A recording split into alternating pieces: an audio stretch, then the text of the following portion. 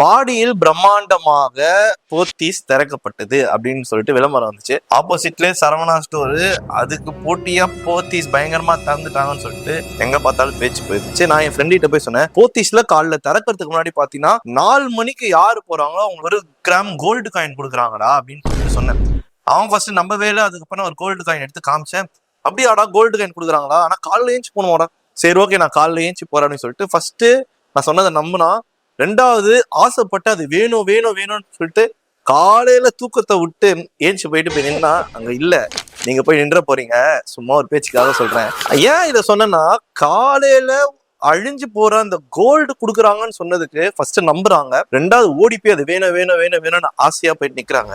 சங்கீதம் 13:5 சொல்லுது, தாவீது கிருபையின் மேல் நம்பிக்கையா இருக்கிறேன், ஆண்டவர் கிருபை மேல நம்பிக்கையா இருக்குன்னு சொல்றான். முதலாவது கிருபை ஒண்ணு இருக்கிறத நம்ம நம்பணும், ரெண்டாவது அது ஆசையா வேணும் வேணும் வேணும் வேணும் பெற்றுக்கொள்ள போகணும். எப்படி கோல்டு கிடைக்குதுன்னு நம்புறதை விட காலையில கிடைக்குதுன்னா ஓடுறான் ஏஞ்சி.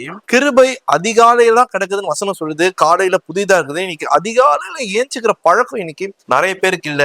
சாதாரண ஒரு கோல்டு கொடுக்குறாங்கன்னு சொன்னா காலையில ஏஞ்சி போடுறமே, ஆண்டவருடைய கிருபையை பெற்றுக்கொள்வதற்கு காலையில ஏஞ்சி ஆசையா ஆண்டவருடைய கிருபையை, அன்றைக்கான புதிய கிருபையை பெற்றுக்கொள்ள பிரயாசப்படுங்க. காலையில ஏஞ்சுங்க.